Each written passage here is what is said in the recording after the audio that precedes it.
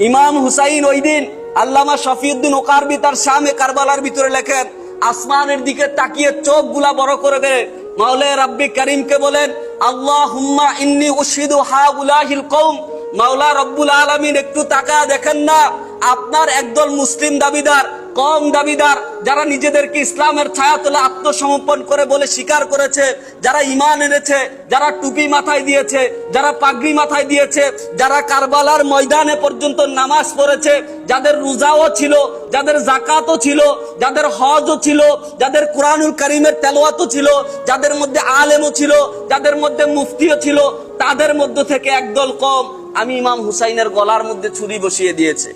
মাওলা এর বিচার আপনার কাছে দিয়ে দিলাম, আপনি এর বিচার হাসরের ময়দানে করে নেবেন। হাসরবাসী যখন ঘামের সাগরের মধ্যে যখন সাঁতরাইতে থাকবে, তখন সাইয়্যিদাতুন নিসা খাতুনে জান্নাত মা ফাতেমা আউলা ভেসে যখন হাসরের ময়দানে তাশরিফ আনবেন, মা ফাতেমা তাশরিফ আনার সাথে সাথে সাগর যেই ঘামের সমুদ্র সবগুলা শুকিয়ে যাবে। পড়েন সুবহানাল্লাহ।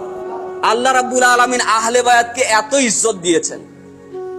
হাতের মধ্যে থাকবে ইমাম হুসাইনের মস্তক, মাওলায়ে রাব্বি করিমের সামনে প্রেজেন্ট করবে যে আল্লাহ রাব্বুল আলামিন আমার ইমাম হুসাইনের কি দোষ ছিল ওই দিন কারবালার ময়দানে, কি অন্যায় করেছিল ইমাম হুসাইন, এর প্রতিদান হিসেবে আপনি কি দেবেন।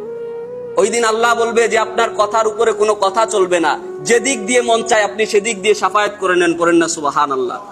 সেই শাফায়াতের ভাগীদার হতে হলে, সেই শাফায়াতের নজরে থাকতে হলে আহলে বায়াতের শান মানের দরকার আছে না নাই?